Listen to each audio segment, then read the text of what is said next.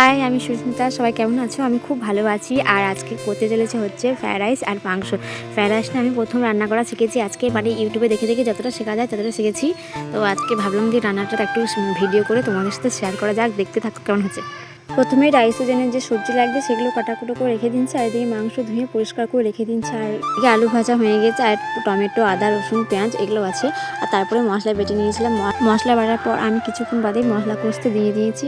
আর রাইসে যা যা লাগে এখানে গাজর, মটরশুঁটি, বিনস, ক্যাপসিকাম এগুলো সবই লাগে। আরও অন্য রকম সবজি তোমরা দিতে পারো। আর আমি 1 ঘন্টার জন্য বাসমতি চালটা ভিজিয়ে রেখে দিয়েছিলাম। আর চাল দেওয়ার এগুতে জলটা ভালো করে গরম করে তারপর নুন তেল দিয়েছিলাম যাতে ভাতটা একটু ঝরঝরে হয়। যেহেতু আমি প্রথম রান্না করলাম তাই চালের মাপ একবারে বুঝতে পারিনি, তার জন্য আমি অনেক চাল দিয়ে ফেলেছিলাম।